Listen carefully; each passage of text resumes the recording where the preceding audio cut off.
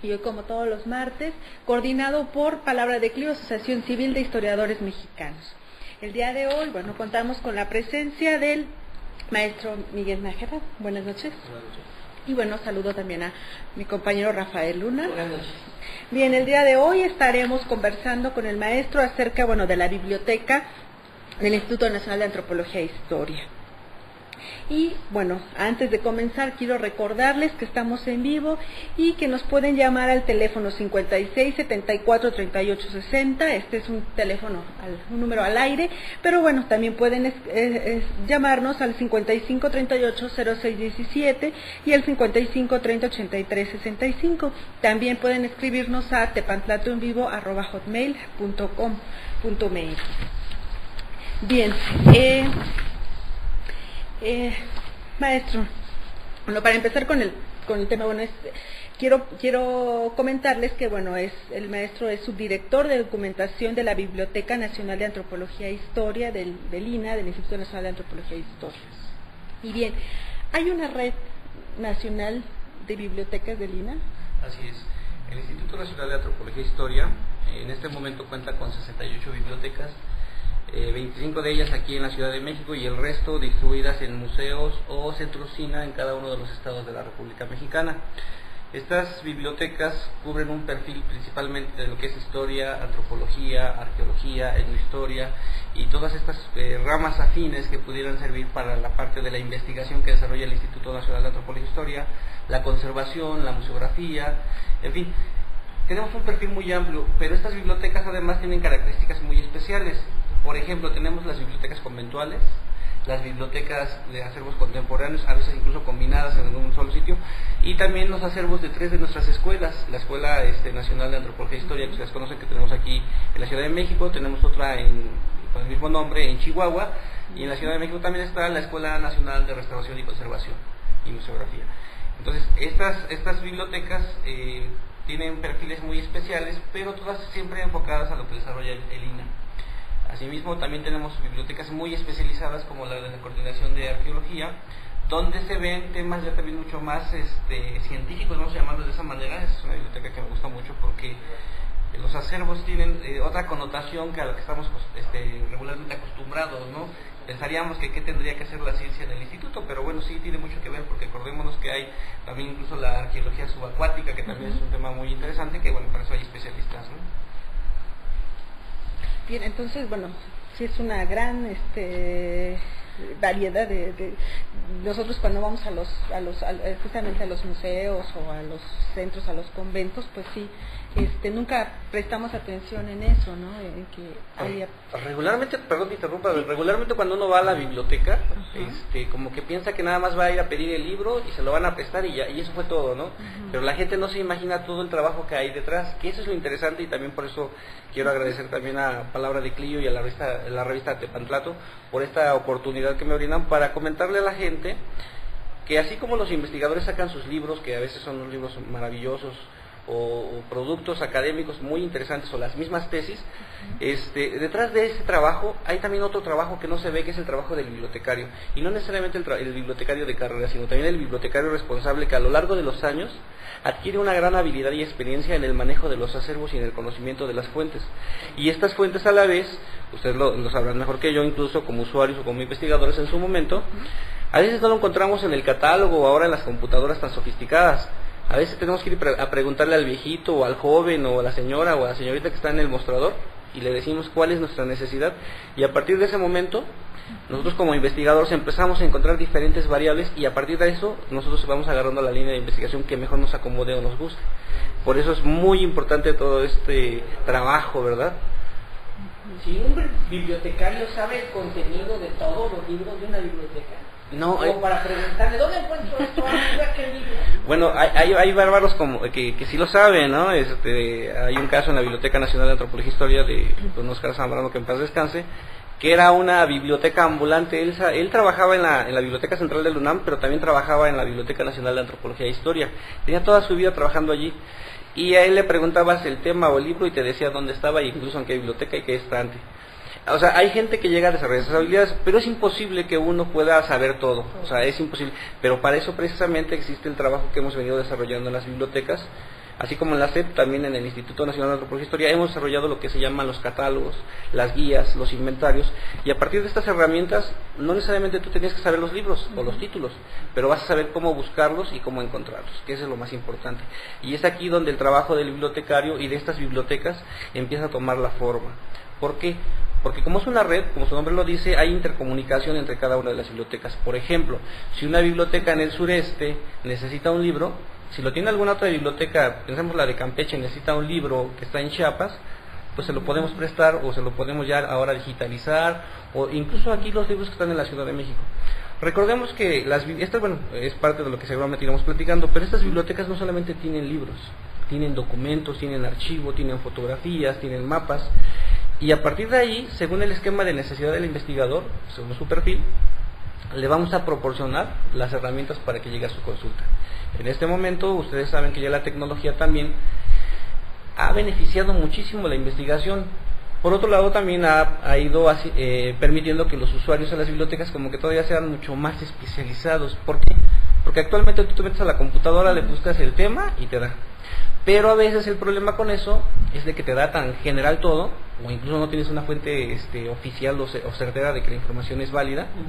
Entonces no hay nada como que vayas siempre al papel, ¿no? O sea, desde la invención de la imprenta, que creo que fue uno de los inventos más maravillosos del hombre, creo que a partir de ahí el conocimiento humano incluso empezó a tener un desarrollo mucho más extenso, porque incluso la memoria escrita pues permitió que fuera ya más universal, ¿no? Entonces, eso es lo bonito de las bibliotecas y de los archivos. ¿Tienen mapas? ¿Tienen...? Mira, ¿cuál es su acervo? Ajá. Les vamos a platicar un poquito de la Biblioteca Nacional de Antropología e Historia. Sí. Aparte, yo creo que como esa es la biblioteca central, la biblioteca madre, esa yo creo que nos va a permitir tener un panorama también de las otras bibliotecas, porque son como pequeños repeticiones en cada uno de estos lugares. La Biblioteca de Antropología es, vamos a llamarle, es una de las más antiguas de nuestro México. Con el México independiente, Guadalupe Victoria en 1825 decreta que se genere el Museo Nacional y su biblioteca. Ese es nuestro primer antecedente. Posteriormente, ya en 1888, con don Francisco del Paz y Troncoso, se genera ya de manera oficial la Biblioteca Nacional de Antropología e Historia. Es decir, que estamos hablando de que desde el primer decreto, 185 años de existencia. Todo eso nos habla que a partir de estos tiempos los acervos tuvieron diferentes modificaciones, momentos históricos, recopilación de documentos que se fueron dando en esta vida tan rica que ha tenido México. Pero ahí no para el asunto, sino que la biblioteca ya trae documentos todavía mucho más antiguos, que se fueron generando bajo esta necesidad de generar una identidad nacional. A veces muchos dicen que la identidad nacional se basa en lo que leemos, y sí es cierto, pero es toda nuestra historia, es toda nuestra forma de ser. Y lo bonito de México es que somos un mosaico multicolor, muy diverso, ¿no? De tradiciones, de culturas. Entonces, aquí en la biblioteca vamos a encontrar documentos prehispánicos, coloniales, del México, de la independencia, perdón, del México revolucionario, contemporáneos, y cada uno de estos espacios del tiempo va a estar muy nutrido, muy rico, por decirlo de alguna manera, porque yo como investigador o cualquier persona que quiera entrar ahí se va a transportar en el tiempo. Y lo digo con esta emoción porque es muy hermoso cuando tú llegas y tienes en tus manos, por ejemplo, un documento de la Inquisición, y dices, caray, o sea, existe esto. O sea, ¿no? ¿Puede un usuario tener acceso a un documento de la Inquisición? Qué buena pregunta haces. Mira, como todo, ¿no? Me han dicho que no pueda. Sí, no. La cultura para eso es, ¿no? Para que, y es una de las funciones del instituto, promoverla, difundirla, pero también es conservarla, ¿no? Resguardarla y dar las condiciones óptimas para la consulta. Este tipo de documentos tan especializados, por supuesto que ya los va a revisar principalmente un investigador que está dedicado a esto, un universitario, pero sin embargo hay momentos donde podemos exhibirlos o hacemos visitas guiadas a la biblioteca, y a partir de ahí una persona que simplemente vaya por el interés de eso se le llega a atender. O sea, realmente es cuestión de que uno llegue. Es emocionante que los mexicanos tengamos acceso a nuestra cultura a través de nuestros documentos. Ahorita con el marco del centenario y bicentenario que se nos aproxima, pues es un muy buen pretexto, ¿no? Para saber qué es lo que hay. Finalmente ahora las tecnologías de la digitalización nos permiten también eso. Ahorita en algún momento les voy a platicar de varios de nuestros acervos que están digitalizados al 100%, y la ventaja que esto conlleva para uno como investigador. Porque, por ejemplo, lo que tú me dices, tú tienes la posibilidad de llegar y ver fotografías históricas, a veces en papel original o si no en digitalización, pero de alta calidad, que finalmente incluso tú te vas a poder llevar a tu casa esa copia digital según los términos que para lo que necesites. Como investigador hay ciertos parámetros, como usuario general también hay. El día de hoy les traigo también de obsequio una serie de códices que hemos sacado en la biblioteca para que la gente que ustedes ya determinen se los pueden llevar. Pero este es un ejemplo también de que estos códices, o sea, los códices, uno dice, wow, que o muchos dirán, ¿qué es eso? Los testimonios pictográficos, para eso hay especialistas que hablarán de ello. La biblioteca contiene una de las colecciones más importantes del mundo. En este momento nosotros en la biblioteca tenemos 100 originales, 100 códices originales, 90 copias también originales. Son copias, pero estamos hablando de copias antiguas, o sea, y como ustedes saben, en el mundo existen aproximadamente 20 códices originales prehispánicos. En México, en el Instituto de Antropología, tenemos uno que es el Colomino, que también ya se digitalizó. Estos códices los presentamos en este momento en la Biblioteca Digital Mundial. Presentamos 4 códices, están ahí, la gente puede consultarlos, verlos, que de hecho esa es la esencia, ¿no? Pero bueno, en fin, ahorita solamente es como una primera entrada a esto de los documentos, pero lo que quiero que se entienda es, la pregunta que me hacías es, sí está ahí, uno puede ir, puede pedirlos. E incluso, no necesariamente tienes que vivir aquí en la Ciudad de México. El conocimiento es para todos, tiene que ser universal, y esa es una de las apuestas y propuestas que ha tenido el Instituto y la Biblioteca Nacional de Antropología e Historia. Hay entonces una manera de llegar y consultar estos documentos, pero ¿cuál es no sé, deben de tomar medidas de precaución, ¿no? Para que, pues no sé, yo me acuerdo del requisitos, piden guantes, piden una serie de utensilios. Sí, bueno, depende del documento. Miren, si son documentos contemporáneos es como cualquier consulta en cualquier biblioteca pública, universitaria, eso realmente no se rebasa. Cuando ya estamos hablando de documentos manuscritos, por ejemplo, sí tiene que haber una serie de medidas de seguridad.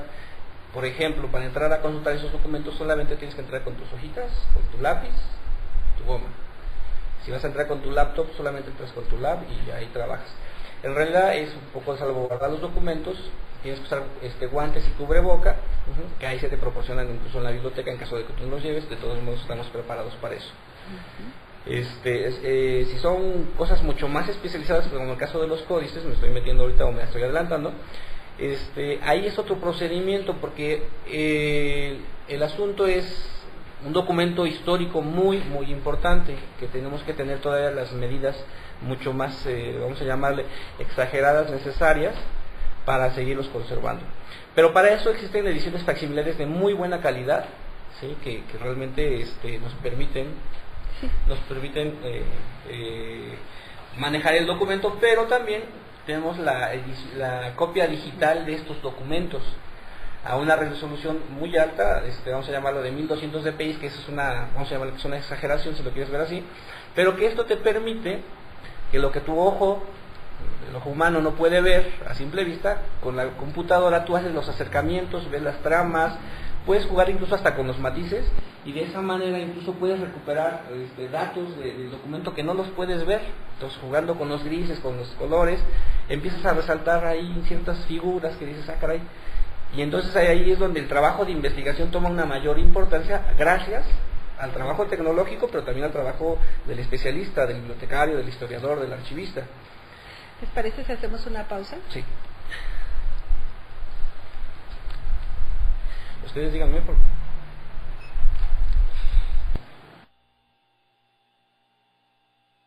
Instituto de Ciencias Jurídicas de Estudios Superiores te invita a la licenciatura en Contaduría, licenciatura en Derecho, con horarios flexibles, profesores especializados, preparación de calidad, opciones de titulación, educación integral en planes semestrales y actualización constante de contenido. Servimos a través de la competitividad académica y nos apoyamos en nuestra capacidad de innovación, logrando en nuestros alumnos un verdadero espíritu humanista y de función social, desarrollando la inteligencia y la capacidad creadora. Un abogado colegiado es un abogado calificado. Pregunta por nuestras becas, hasta de un 50% de descuento. Estudios con reconocimiento oficial de la SEP. Visítanos en Avenida Baja California, número 157, Colonia Roma Sur, Delegación Cuauhtémoc, código postal 06760, en la Ciudad de México o contáctanos en www.iges.com.mx o a los teléfonos 55 64 83 73, 55 64 86 61 o escríbenos a nuestro mail infiges@yahoo.com.mx. Para los retos de hoy, una educación integral. Te esperamos. 23 años de experiencia nos respaldan.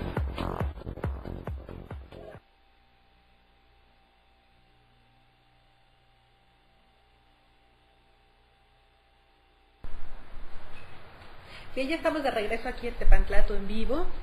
Y estamos conversando con el maestro Miguel Nájera.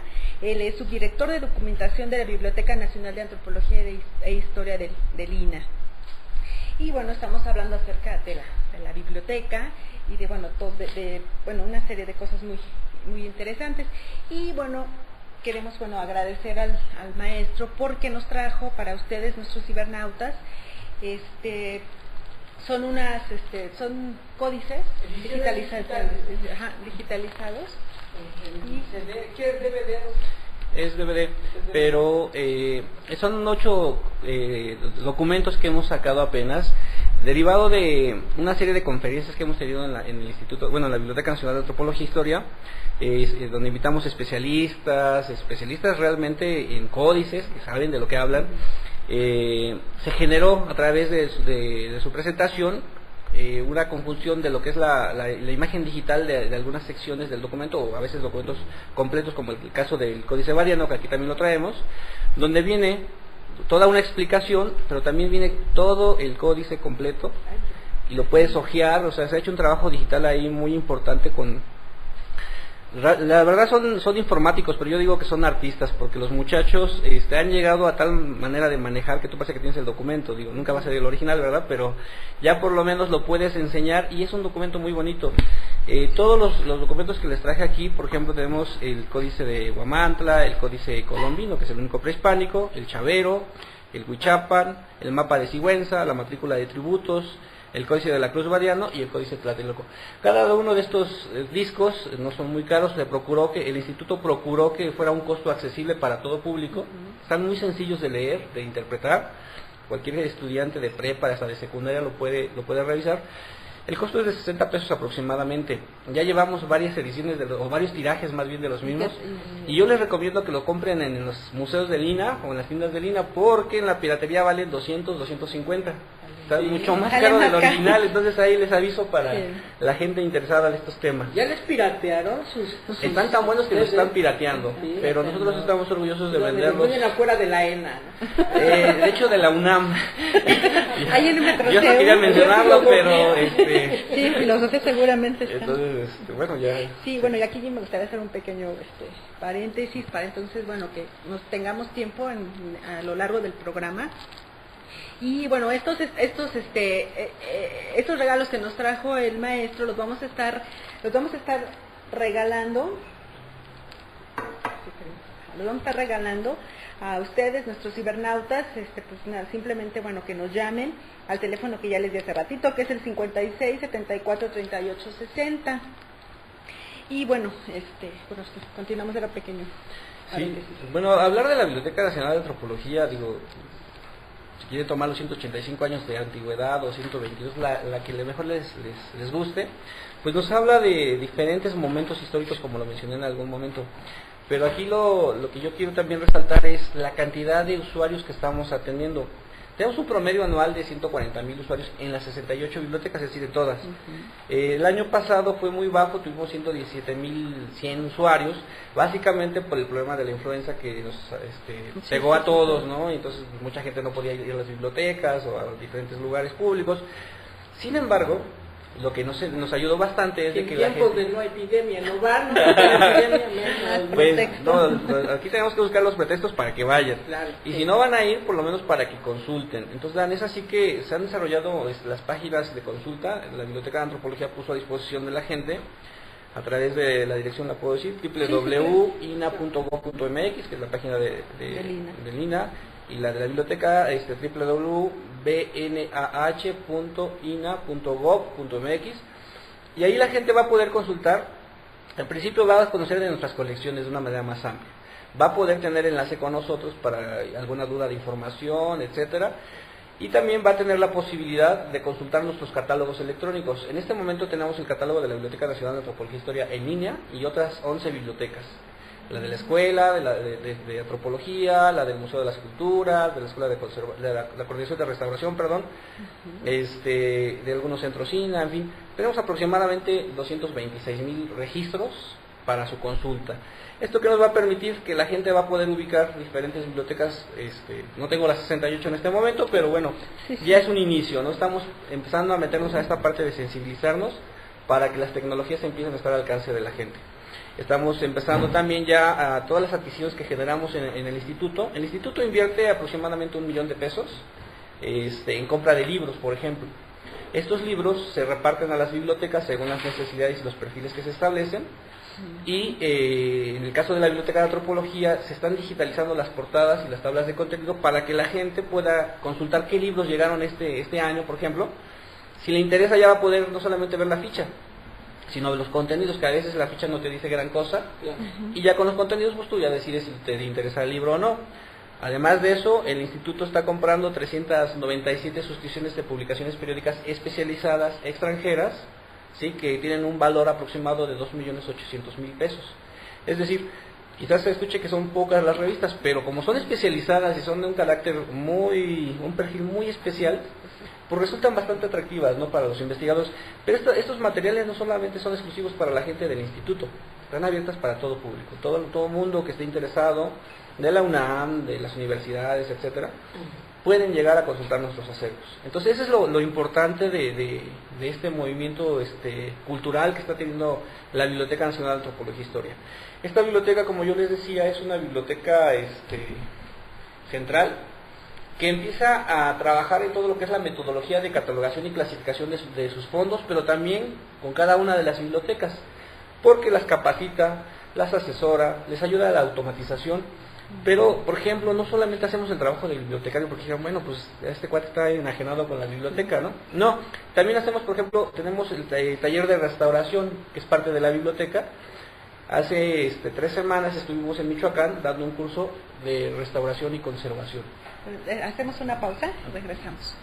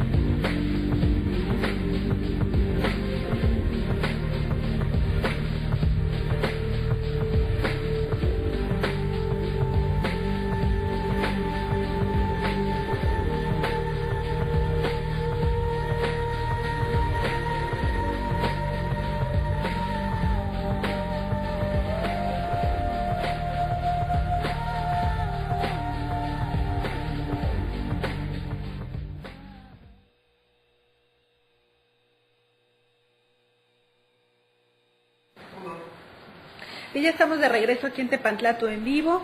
Y bueno, quiero recordarles los teléfonos 56 74 38 60, ese es al aire. Está el 5530-8365 y el 55380617, y también pueden escribirnos a tepantlato@hotmail.com. El día de hoy, bueno, estamos conversando con el maestro Miguel Nájera. Él es subdirector de documentación de la Biblioteca Nacional de Antropología e Historia de Lina. Y bueno, quiero mostrarles, antes de continuar, precisamente lo que estábamos comentando antes del corte, este gran trabajo de digitalización. Y bueno, acompañado al CD viene todo una explicación. Un cuadernillo explicativo. Sí, viene aquí un cuadernillo que también, bueno, es muy interesante y elaborado, ¿no?, por especialistas en el tema, y pues realmente vale la pena adquirirlo directamente en las tiendas de línea, y su costo es de 60 pesos, ¿no?, aproximadamente, ¿no? No es muy caro. Bien, entonces, bueno, nos quedamos, vamos a ver el código, ¿lo vemos ¿no? primero? ¿Ya, sí está? Bueno, por ejemplo, de todos modos, cuando tengan la posibilidad de consultarlos, de adquirir este juego de CES, llevamos 8. Ustedes van a tener la posibilidad de jugar con la información, en el sentido de que van a poder como tener el original, porque lo van a poder recorrer, van a poder ver detalles de un pliego,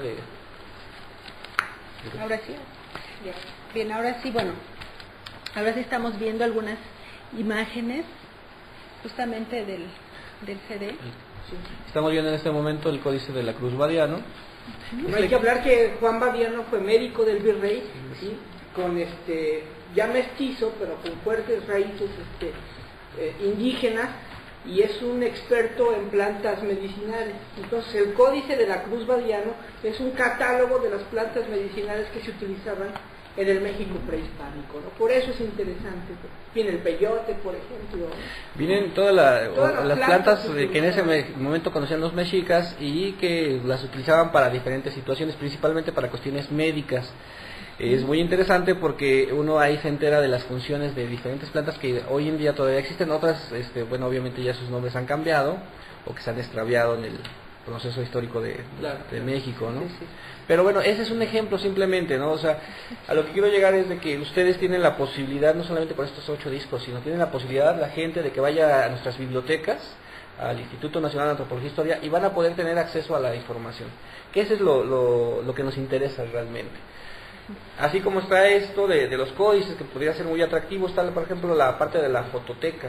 La fototeca del instituto, bueno, hay la central, la más grande es la Fototeca Nacional, que está en Pachuca, pero nosotros tenemos una pequeña fototeca histórica también, aquí en la Biblioteca Nacional, aproximadamente conformada por 70,000 fotografías, de las cuales tenemos... También tenemos el gran orgullo que acabamos de ganar el premio Memoria del Mundo México, de los álbumes fotográficos, 72 álbumes fotográficos de todo lo que es la historia de la arqueología en México. Estas fotografías, que son aproximadamente unas 3,800, nos van a remitir de todo este levantamiento que empezó a realizarse, de esta necesidad de conocimiento de nuestras zonas arqueológicas. Y es ahí nuestra primera... años 20, ¿no? Del siglo XX, ¿no? Sí. Tenemos, por ejemplo, unas fotografías muy interesantes de cuando Porfirio Díaz vaya a la zona arqueológica de Teotihuacán, y el recorrido que le dan y todo esto. Y de alguna manera uno se traslada en el tiempo cuando empieza a ver ese tipo de cosas, ¿no? Digo, esto es un orgullo muy grande que la biblioteca tiene, que nos vamos apenas a recibir este premio que estoy anunciando ahorita, de Memoria del Mundo, y bueno, va a ser nuestro segundo premio. Recordemos que el primero fue en 1997 con la Memoria del Mundo, ahora sí que universal, por decirlo de alguna manera, de los códices. Nuestros códices son parte de Memoria del Mundo. Y eso es un gran orgullo y una gran responsabilidad a la vez, trabajar en un lugar donde existen este tipo de colecciones, pero reitero, no son las únicas. Hay de verdad para todos los intereses de los historiadores, de los antropólogos, de los arqueólogos. A veces nosotros que trabajamos ahí, no terminamos de sorprendernos cuando encontramos un nuevo documento, cuando encontramos una nueva información, que dices, wow, o sea, nunca de verdad vas a acabar de conocer esta biblioteca. Porque así como están los libros, están todo lo que les decía de los archivos. Y es allí donde uno, cuando empieza a revisar, se encuentra con cosas muy interesantes. Les quiero platicar, por ejemplo, de una colección que se llama Refugiados Españoles, el CETARE. Son aproximadamente 6.500 expedientes que contienen fotografías, registros y todo esto, que de aquellas personas que en el 39 salen de Europa y llegan aquí cobijadas por el gobierno de Lázaro Cárdenas a México, y es ahí donde están las fichas de identificación y todo esto. Hay varios casos muy interesantes y son anécdotas. Por ejemplo, nos ha tocado, o he tenido la suerte de ver, por ejemplo, gente que dice: es que quiero conocer a mi familia, que vienen de España, por ejemplo, dice: es que quiero saber quién era mi abuelo o quién era el hijo de tal persona. Y hay familias que se han reencontrado incluso ahí en la misma biblioteca, ¿no? Y es muy emocionante porque, pues digo, son escenas conmovedoras. Además de todo esto también, ustedes saben que hay una situación ahorita de la doble nacionalidad y todo esto, entonces muchísima gente está acudiendo con nosotros, porque una parte de este acervo lo tenemos nosotros y la otra la Secretaría de Relaciones Exteriores, donde van a poder identificarse estas personas, si tienen ascendencia o no, para que les den la doble nacionalidad o algún otro trámite, ¿no? Entonces es algo que es muy importante. Este acervo lo tenemos catalogado completamente, hay una publicación y además lo tenemos microfilmado. Es decir, la biblioteca, antes no existían esto de las computadoras y toda esta sofisticación, entonces existía el proceso de microfilmación, que era un proceso muy importante, que se desarrolló con don Silvio Zavala y don Antonio Pompa, y ellos empezaron todo este proceso de ir a los archivos judiciales, eclesiásticos, particulares, nacionales e incluso extranjeros, donde la gente que no tiene la posibilidad de viajar, pues bueno, ahora va a tener una posibilidad de conocimiento a través del microfilm. Y esto es muy interesante también porque tenemos una guía especializada para cada uno de estos temas. De tal manera que la gente que le interesa alguna de estas cuestiones de investigación particulares que estén en microfilm, puede tener una copia en papel o puede tener una copia en microfilm. Todavía no llegamos a la copia digital, pero esperamos que muy pronto tengamos esa posibilidad, ¿verdad? Sí, y esas guías, esas copias se adquieren directamente ahí en la biblioteca. Muchas de estas guías ya están agotadas, porque pues su demanda ha sido fuerte, que qué bueno que en México exista el interés por la historia, ¿no? Y por la cultura. Entonces, pero aún así están disponibles para su consulta en la biblioteca, hay suficientes en ese sentido. Les platico otra anécdota. Como ustedes saben, los fondos conventuales, ¿sí? Estos fondos conventuales que con las leyes de reforma se enajenan por parte del gobierno y son depositadas, como en este caso en la Biblioteca Nacional de Antropología e Historia. Estamos hablando de órdenes religiosas como franciscanos, carmelitas, mercedarios, en fin. Y estos libros, pues había que hacer algo con ellos, ¿no? En su momento. Entonces, en el año, se empezaron a catalogar y a clasificar, respetando las normas internacionales que hay para ello. Y se generó un disco compacto por ahí de 1996, donde se ponían los datos generales del libro, de qué seminario venía, quién lo había escrito, si es que tenía el dato, qué contenía. Entonces, muchos de estos libros son de tipo mariano, que dije María, de Jesús. Hay algunos casos, por ejemplo, que hablan de recetas de cocina, de la gente, en fin. Misales, por supuesto, sí, sobre todo cuestiones religiosas, ¿no? Pero todo esto se generó en un disco compacto que nos dio en esos años aproximadamente 54,000 registros, donde tú podías buscar el tema o una palabra que te interesara, incluso los años o años aproximados, y te daba la información. Desafortunadamente ese disco lo hicimos en el 96 con una tecnología todavía en DOS, que es la que existía en ese momento, pero ya actualmente en las nuevas computadoras que ya tienen XP y una serie de cosas, o Windows muy sofisticados, ya no lo podemos leer. Entonces, ¿qué estamos haciendo en este momento en la biblioteca? Bueno, estamos tratando de hacer una segunda edición de ese disco compacto, que además es muy solicitado, y lo vamos a tener en un software que sea mucho más amigable, que nos dé mayores mecanismos de recuperación de la información, y eso le va a permitir a muchos de los historiadores seguir construyendo e interpretando también una gran parte de nuestra historia, que es también parte de nuestro origen, del México virreinal. Entonces, eso va a estar muy pronto ya también, estamos en ese proceso, ¿no? Pues nos estamos alejando cada vez más de los libros, ¿no? Del papel, del olor a tinta, y más de los libros viejos. Pudiera ser, pero yo creo que las tecnologías en parte son como para que nos abran un poco más los ojos y que sepamos qué más hay, ¿no? A veces como que nos encasillamos en lo de siempre, pero en la medida que tú tienes más opciones, pues también vas a tener un criterio mucho más amplio para poder escoger qué te puede interesar. Y lo mejor de esto es de que el investigador, el que realmente se dedica ya a temas muy profundos, pues va a tener como que más herramientas para incluso esos análisis o esas investigaciones nos permitan conocer un poco más de nuestro pasado, porque esto también hay que tenerlo muy presente. En la medida que nosotros conozcamos quiénes somos, de dónde venimos, vamos a tener una certeza más de nuestro presente y de nuestro futuro. Claro. Sí, la objeción que yo le pondría es que, por ejemplo, ¿cuál es el siguiente paso? Pues ya no nada más en los contenidos y la portada, sino que suban todo el contenido a la red y hacer una biblioteca digital, y entonces ya ni siquiera tenemos que ir a Chapultepec, ¿no? Que es donde está la biblioteca del Nacional de Antropología e Historia, en las instalaciones del Museo Nacional de Antropología. Entonces ya pues todo va a ser por internet, y ya ni siquiera vamos a tener que visitar una biblioteca, ¿eh? Reitero, es relativo, ¿no? Sí es cierto, se ha incrementado mucho el uso de la tecnología, incluso para las consultas, pero pues siempre va a ser bonito leer el papel viejo, por decirlo de alguna manera, tener en tus manos algo que es parte de tu historia, porque digo, sabes, son bonitos los discos, y están padres, pero tener el contacto directo con un documento, por ejemplo, que escribió Benito Juárez, donde lo firma, o Miguel Hidalgo, dices, bueno, sí existió Miguel Hidalgo. Entonces es ahí donde te cobra mayor emoción. O bueno, los que tenemos la fortuna de haber estado cerca de un códice, pues dices, caray, ¿esto cuántos años tiene y lo que representa, no? Entonces es ahí donde creo que vale la pena seguir teniendo más alternativas de consulta para llegar al documento original. Sobre todo esa interconexión, ¿no? Porque, bueno, nosotros ahorita lo estamos pensando aquí, nosotros que vivimos aquí, ¿no?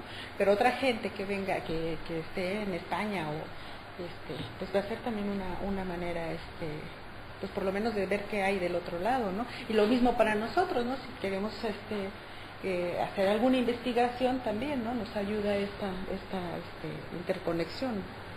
Sí, finalmente tiene sus... Lo que yo pensaba cuando tú me hablabas de los 185 años de estar recopilando libros. Y bueno, si fuera así cierto, todos los libros de antropología e historia que se han publicado llegan a la biblioteca, o si hay ese criterio de selección, sí o no. O sea, siempre me ha llamado la atención en las bibliotecas cómo seleccionan el fondo. Digamos, las nuevas ediciones, para no irnos muy lejos, los libros más del siglo XXI, o sea, del año 2000 al año... O sea, ¿cuáles 2010, van comprando? Sí, ¿cuáles adquieren? Y cuáles dicen... También reciben donaciones, ¿no? Claro, no. Bueno, hay que está muy interesante la pregunta y la vamos a tratar de estructurar para que también a mucha gente le sirva la respuesta. Las adquisiciones pueden ser por compra o, por supuesto, por canje y por donación. Además, el Instituto Nacional de Antropología e Historia tiene lo que llamamos el depósito obligatorio. El INAH genera también una gran cantidad de publicaciones de sus investigaciones que van a caer principalmente en nuestras bibliotecas, pero que también intercambiamos, por ejemplo, con la Ibero, con la UNAM, con el Colegio de México, con el Colegio de Michoacán. Entonces ahí ya estamos haciendo este primer proceso. Tenemos el proceso de compra. Para ese proceso de compra, déjenme les digo, a ver si no cometo un error, pasamos por diferentes problemáticas. La primera es convencer a los mismos investigadores de que nos digan qué quieren, que las autoridades también permitan que fluya esta información, que el bibliotecario también ayude a preparar la información y a organizarla, o que incluso también proponga. Entonces, a partir de todo este esquema, nosotros ya tenemos una bibliografía general, y a partir de esto también empezamos a revisar el mercado editorial que existe y que no existe, porque hagan de cuenta que me piden un libro de 1802, ya no existe, o sea, ni en los libreros de viejo, a veces sí, pero es muy caro, en fin. Entonces ahí sería como los primeros parámetros, ¿no? Aparte de cumplir con toda una situación de gestión administrativa, institucional, que tienes que cumplir por ley, ¿no? Porque así se maneja. Entonces, una vez que ya tienes toda la información, se cotiza, se revisa, y también hay que ver el presupuesto de la institución. Y ahí es donde la puerca tuerce el ramo. Pero mira, $1 millón de pesos que estamos invirtiéndole, finalmente también son bibliotecas muy especializadas. Los libros también no son así como de carácter muy general, tienen que ser también muy especiales, que te permitan, como investigador que eres, pues tener mayores herramientas. Estamos hablando que son libros nacionales y extranjeros, porque pues es parte de esto que también tú como lector consumas bibliografía extranjera, pues para ver qué están diciendo los otros, ¿no? Tus vecinos, o del otro lado del charco, como diría, ¿no? Claro. Bueno, ¿les parece si hacemos otra pausa? Viene el último. Sí. No, tipo, ya salió. Anticiparse es cuidarse. La influenza es una enfermedad. Ahorita tuvimos un problema técnico y se fue la pantalla azul, pero nos seguíamos escuchando, entonces pides una disculpa. Lávate las manos con frecuencia. Si provoca al toser o estornudar con un pañuelo o el ángulo del codo. Coloca los pañuelos en bolsas de plástico cerradas y deposítalas en la basura. Si tienes fiebre, dolores musculares y de cabeza, te arde la garganta y acude de inmediato a tu unidad de salud más cercana. Se tropezó con el cable y desconectó la cama.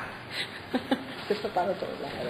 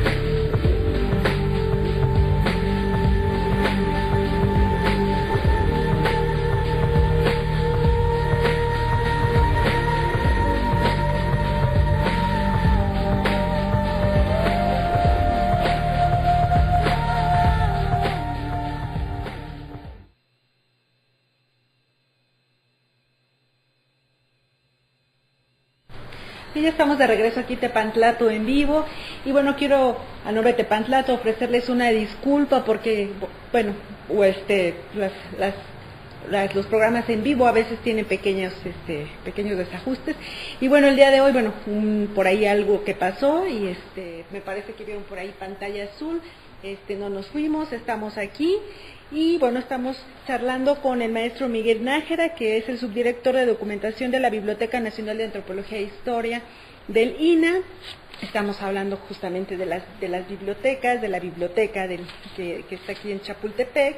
Y bueno, quiero recordarles el teléfono 5674-3860, que es en vivo y que bueno, estamos esperando que sus llamadas para poder regalar estos presentes estos CDs que nos trajo el maestro. Y bueno, también pueden escribirnos a tepantlatoenvivo@hotmail.com. Entonces ahora sí, regresamos a la charla. Bueno, en el segmento anterior estábamos hablando con lo complicado, ¿no? En algún momento dado que puede ser este mecanismo, ¿no? De selección de la compra de los libros, ¿no? Es complicado, pero vale la pena porque a final de cuentas, pues esa es nuestra función, ¿no? Servirle a la comunidad de usuarios, estudiantes, investigadores, para que ellos puedan seguir escribiendo, puedan seguir investigando, no sé, puedan restaurar una pieza, un mural, puedan seguir haciendo sus estudios, por ejemplo, en las zonas arqueológicas, que puedan también, aunque están tan lejos, que están aislados de repente, puedan tener estos enlaces, ¿no? con nuestros acervos, para que ellos puedan seguir realizando sus trabajos. Realmente la Biblioteca Nacional de Antropología e Historia cumple una función social muy importante, ya que en su momento, por ejemplo, hemos trabajado con el rescate de fondos antiguos, fondos conventuales, de archivos.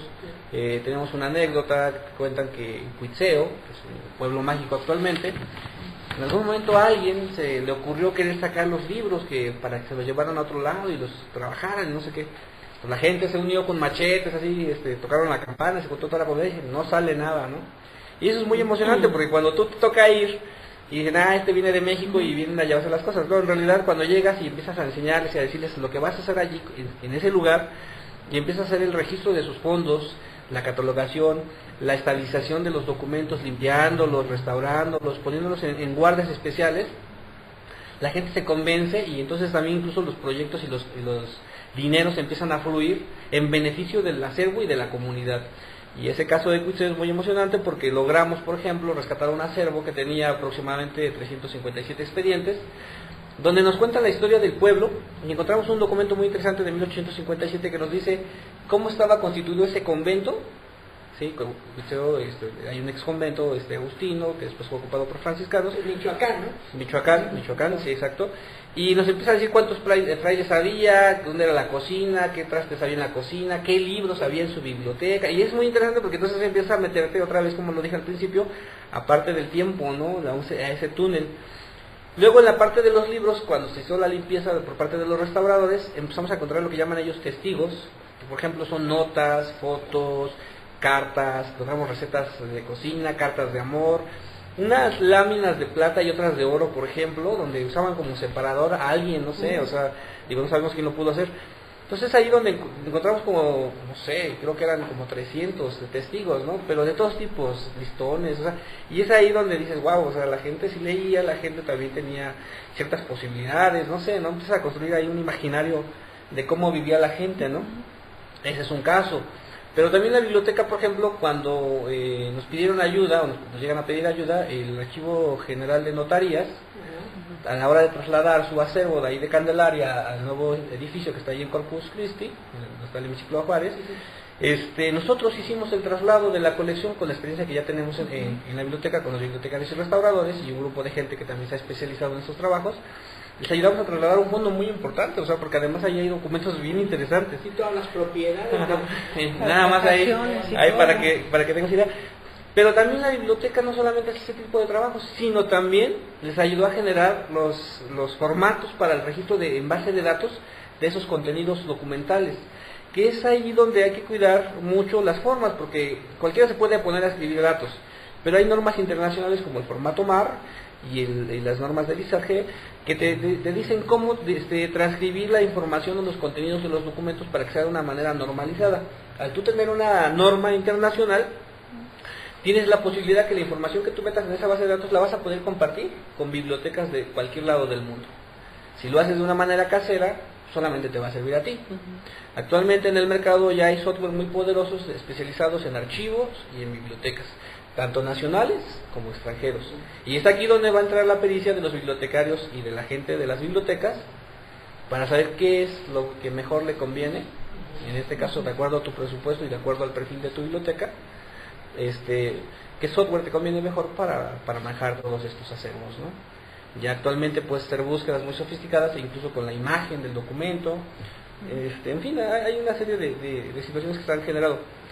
Pero para eso, obviamente, uno como bibliotecario pues, también se tiene que llevar una formación, y si no tuviste la formación formal, pues bueno, tienes que entrar a una serie de capacitaciones muy especiales para tener el manejo de este tipo de herramientas, que a la postre le van a beneficiar al investigador, al usuario. Y ese es nuestro principal objetivo, el usuario, a través de nuestros acervos y también del recurso humano. Esta combinación va a permitir que se encuentren productos muy interesantes. Muy bien. Pues bien, estamos cerrando el programa. Les queremos avisar que ya salió el nuevo número de la donde acá.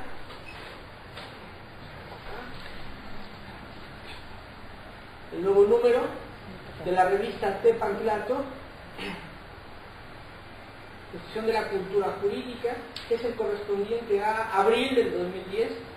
Tiene una nota muy interesante acerca de que la Asamblea de Representantes del Distrito Federal ya acaba de entregar un reconocimiento a la Universidad Nacional Autónoma de México a propósito de la obtención del Premio Príncipe de Asturias. Aquí está el doctor Narro, su discurso en el cual recibió ese reconocimiento.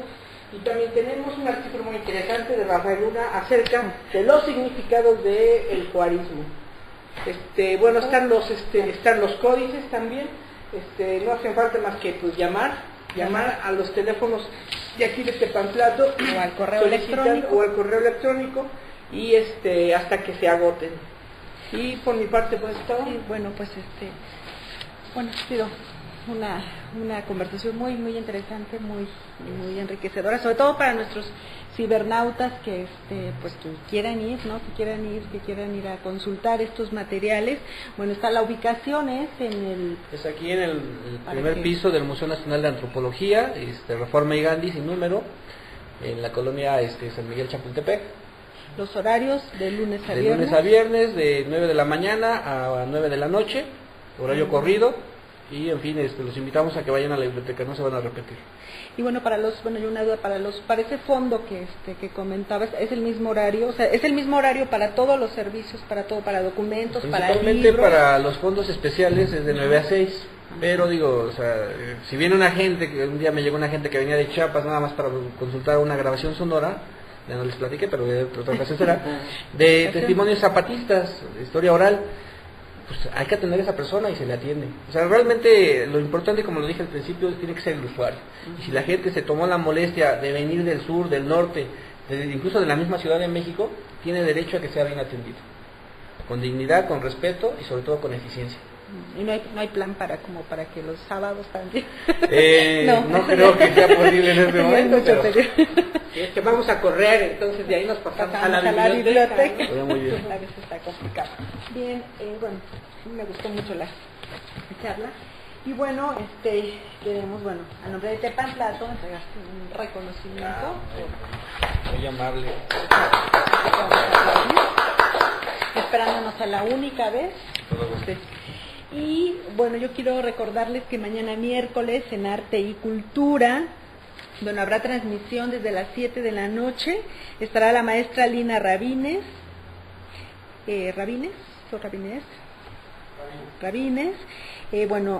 habrá una muestra de danza de la Escuela Nacional Preparatoria del Plantel 5, esto a las 7, a las 9 estará, es la del magistrado Ricardo Ojeda, y también compositor de música mexicana, acompañado por el maestro Chamín Correa y el maestro Roberto Fausto.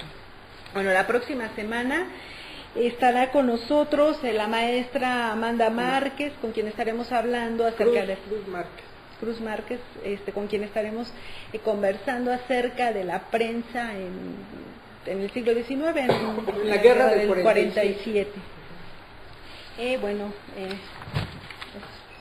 Ya comentaste en la revista, ¿algo más que quieras comentar? Bien, pues solamente agradecerle al maestro su presencia aquí en Tepantlato en vivo.